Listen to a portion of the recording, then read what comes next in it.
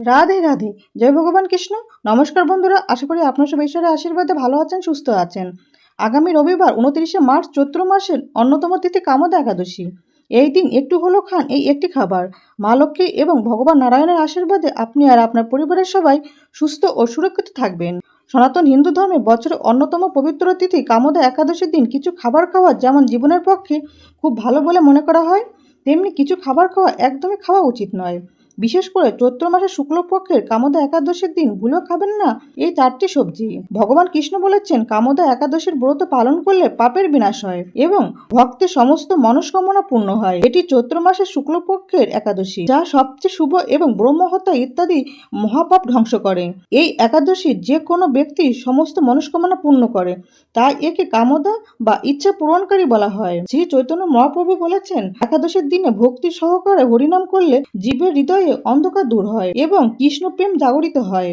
প্রেমানন্দজি মহারাজ বলেছেন ভগবানকে ভালোবেসে প্রত্যেকের অবশ্যই একাদশী ব্রত পালন করা উচিত। বিভিন্ন পুরাণ ও ধর্মগ্রন্থে এই একাদশীর মাহাত্ম্য বিশদভাবে উল্লেখ করা আছে। পদ্ম পুরাণে বলা হয়েছে যে চৈত্র মাসে শুক্লপক্ষের যে একাদশী তার নাম কামদা একাদশী। এটি সকল পাপ নাশ করে এবং মনস্কামনা পূর্ণ করে। বরাহ পুরাণে উল্লেখ আছে যে যে ব্যক্তি এই কামদা একাদশী ব্রত পালন করে সে সমস্ত পাপ থেকে মুক্ত হয়ে বিষ্ণুলোকের স্থান লাভ করে। শাস্ত্রে আরো বলা হয়েছে যে যে ব্যক্তি ভক্তি সহকারে এই কামদা একাদশী ব্রত পালন করে তার সকল মনস্কামনা পূর্ণ হয় এবং সেই ব্যক্তি পাপ বন্ধন থেকে মুক্ত হয়। তাছাড়া কামদা একাদশী শুধু পাপ মোচন করে না, বরং অভিশাপ থেকে মুক্তি দেয়, অশুভ শক্তি দূর করে, সংসারে সুখ ও শান্তি ও সমৃদ্ধি বয়ে আনে। এই ব্রত ভগবান বিষ্ণু কৃপা লাভের অন্যতম সহজ উপায়। এই কারণে কামদা একাদশীকে সর্বকামপ্রদা বলা হয়েছে। তাই শাস্ত্র বলেছে কামদা একাদশী দেবী সকল দুঃখ নাশ করে এবং ভক্তদের সুখ ও সমৃদ্ধি বৃদ্ধি করেন। ব্রহ্মবৈবর্ত পুরাণে এই কথাকে সমর্থন করে বলা হয়েছে কামদা নামক একাদশী সকল সিদ্ধি দান করেন। যে ব্যক্তি এই দিনে উপবাস করে সে পরম পদ বা মুখ্য লাভ করে। স্কন্দ পুরাণে উল্লেখ আছে যে যে ব্যক্তি হরিবাসরে বা কামদা একাদশীকে ভগবানকে স্মরণ করে সে সমস্ত পাপ থেকে মুক্ত হয়ে ভগবান বিষ্ণুর সান্নিধ্য লাভ করে। এছাড়া কামদা একাদশীর দিন বিভিন্ন ধরনের পুজো এবং জ্যোতিষ ও তন্ত্র মতে নানান ক্রিয়া করা হয়। অন্যদিকে জ্যোতিষশাস্ত্র আর বাস্তুশাস্ত্র মতেও শনিদোষ, বাস্তুদোষ ও গ্রহদোষের প্রতিকার, স্নান ও দান করার জন্য কামদা একাদশীর দিনটি বিশেষভাবে গুরুত্বপূর্ণ। নমস্কার বন্ধুরা, আজকে নতুন পর্বে আপনাদের সকলকে জানাই আন্তরিক শুভেচ্ছা ও স্বাগত। আজ আমরা জানবো স্বয়ং ভগবান কৃষ্ণের বলা কামদা একাদশীর দিন কি করবেন আর কি করবেন না। এই একাদশীতে কোন খাবার অবশ্যই খাওয়া উচিত, আর এই দিন যে খাবারটি খেলে মা লক্ষ্মী ও ভগবান নারায়ণের কৃপায় আপনি আর আপনার পরিবারের সবাই সুস্থ ও সুরক্ষিত থাকবেন। এর সঙ্গে আমরা জেনে নেব এই দিন কোন খাবার খাওয়া একদমই উচিত নয়, বিশেষ করে এই দিন কোন 4টি সবজি খাওয়া একদমই উচিত নয়। এই একাদশীর দিন যে নিষিদ্ধ সবজি বা খাবারগুলি খেলে আপনার এবং আপনার পরিবারের সদস্যদের নানান রকম সমস্যা হতে পারে। আপনি কামদা একাদশীর দিন কোনো ব্রত পালন করুন অথবা না করুন, কিন্তু এই দিন শাস্ত্র অনুসারে আহারের নিয়মগুলি মেনে চলুন। তাহলে আপনার বাড়ি থেকে বাস্তুদোষ দূর হবে এবং সারা বছর মা লক্ষ্মী ও নারায়ণের কৃপা বজায় থাকবে আপনার উপর। এছাড়া আমরা জেনে নেব কামদা একাদশীর প্রাচীন এবং শক্তিশালী 4টি উপায় বা টোটকা, যে উপায়গুলি করলে আপনার সংসারে সুখ ও সমৃদ্ধি এনে দেবে। বন্ধুরা, পঞ্জিকা অনুসারে 28শে মার্চ 2026 বাংলার 13ই চৈত্র 1432 বঙ্গাব্দে শনিবার সকাল 8টা বেজে 45 মিনিট থেকে একাদশী তিথি শুরু হচ্ছে এবং একাদশী তিথি সমাপ্ত হবে 29শে মার্চ 2026 বাংলার 14ই চৈত্র 1432 বঙ্গাব্দ রবিবার সকাল 7টা বেজে 46 মিনিটে। ইস্কন, এসমাত্ত গোস্বামী ও নিম্বাক মতে কামদা একাদশীর ব্রত ও উপবাস পালিত হবে 29শে মার্চ 2026 বাংলার 14ই চৈত্র 1432 বঙ্গাব্দ রবিবার। কামদা একাদশীর অধিষ্ঠাত্রী দেবতা হলেন রাম। পক্ষ শুক্ল পক্ষ। ইস্কন মতে কামদা একাদশী পালনের সময় হবে 30শে মার্চ 2026 সোমবার সকাল 5টা বেজে 31 মিনিট থেকে সকাল 7টা বেজে 12 মিনিটের মধ্যে একাদশী পালন করে নিতে হবে। এসমাত্ত গোস্বামী ও নিম্বাক মতে কামদা একাদশী পালনের সময় হবে 30শে মার্চ 2026 সোমবার সূর্যোদয় থেকে সকাল 8টা বেজে 8 মিনিটের মধ্যে একাদশী পালন করে নিতে হবে। বন্ধুরা, কামদা শব্দটি এসেছে দুটি সংস্কৃত শব্দ থেকে। কামের অর্থ ইচ্ছা বা বাসনা এবং দায় এর অর্থ দানকারী বা পূরণকারী, অর্থাৎ কামদা মানে যে ইচ্ছা বা কামনা পূরণ করে। এটি এমন একটি একাদশী যা ভক্তের পবিত্র ইচ্ছা বা কামনা পূরণ করে। যারা নিষ্ঠা ভরে এই ব্রত পালন করেন তাদের পাপ মোচন হয় এবং জীবনে সৌভাগ্য ও কাম্য ফল লাভ হয়। পদ্মপুরাণে বলা হয়েছে প্রাচীনকালে ভোগীপুর নামে এক অপূর্ব নগরী ছিল। সেখানে রাজত্ব করতেন পুণ্ডরিক নামে এক গন্ধর্বরাজ। সেই নগরে বহু গন্ধর্ব ও অপ্সররা বাস করত। তাদের মধ্যে ছিল এক দম্পতি, ললিত ও ললিতা। তারা একে অপরকে অত্যন্ত ভালোবাসত। ললিত ছিলেন রাজার সভাগায়ক। একদিন রাজা পুণ্ডরীকের সভায় গান গাইছিলেন ললিত, কিন্তু সেই সময় তিনি নিজের স্ত্রী ললিতার চিন্তায় এতটাই মগ্ন হয়ে পড়েন যে গানে সুর ও তাল কেটে যায়। সবাই উপস্থিত এক গন্ধর্ব সেই ভুলের কথা রাজাকে জানায়। এতে রাজা অত্যন্ত রাগান্বিত হয়ে ললিতকে অভিশাপ দেন, তুমি রাক্ষসে পরিণত হও। অভিশাপের ফলে ললিত ভয়ঙ্কর রাক্ষসে পরিণত হলো এবং জঙ্গলে ঘুরে বেড়াতে থাকেন। স্বামীর এই ভয়ঙ্কর অবস্থা দেখে ললিতা গভীর শোকে মূহ্যমান হয়ে পড়েন, কিন্তু তিনি হাল ছাড়েননি। স্বামীর মুক্তির জন্য তিনি বিভিন্ন ঋষি মুনির আশ্রমে ঘুরতে থাকেন। অবশেষে তিনি পৌঁছান এক মহান ঋষির কাছে। তার নাম সিঙ্গি ঋষি। ললিতা তার দুঃখের কথা জানালে ঋষি উপদেশ দেন, চৈত্র মাসে শুক্লপক্ষের কামদা একাদশীর ব্রত পালন করো। এই ব্রতের ফল স্বামীকে দান করলে সে অভিশাপ থেকে মুক্ত হবে। ঋষির নির্দেশ অনুযায়ী ললিতা ভক্তি ভরে কামদা একাদশীর উপবাস ও পূজা করেন। ব্রত সম্পন্ন করে তিনি সেই পুণ্যফল তার স্বামীর উদ্দেশ্যে উৎসর্গ করেন। এর ফলে ললিত রাক্ষস জীবন থেকে মুক্ত হন। পুনরায় তার গন্ধর্ব রূপ তিনি ফিরে পান এবং স্বামী ও স্ত্রী পুনরায় সুখে জীবনযাপন করতে থাকেন। বন্ধুরা, কামদা একাদশীর দিন শাস্ত্র অনুসারে নিষিদ্ধ সবজিগুলির মধ্যে প্রথমে যেটির কথা বলবো সেটি হলো ওলকপি।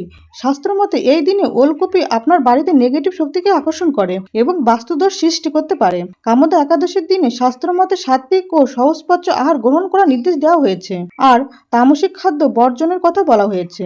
এবং ওলকপি তামসিক প্রকৃতির খাদ্যেরই অন্তর্গত, কারণ ওলকপি কিছুটা ভারী ও গ্যাস সৃষ্টিকারী হওয়ার জন্য উপবাসের জন্য শরীর ও মনের অস্বস্তি বাড়াতে পারে, যা পুজো ও মন সংযমে বাধা সৃষ্টি করতে পারে। তাই কামদা একাদশীর দিন বাড়িতে ওলকপি রান্না করবেন না এবং তা কোনোভাবে খাবেনও না। বন্ধুরা, কামদা একাদশীর দিন দ্বিতীয় নিষিদ্ধ সবজিটি হলো বেগুন। শাস্ত্রের মতে এই দিনে বেগুন আপনার বাড়িতে নেগেটিভ শক্তিকে আকর্ষণ করে। তাই এই দিন বাড়িতে কখনোই বেগুন রান্না করবেন না এবং পরিবারের কোনো সদস্যই বেগুন ভাজা, বেগুন পোড়া, বেগুন ভর্তা ইত্যাদি খাবেন না।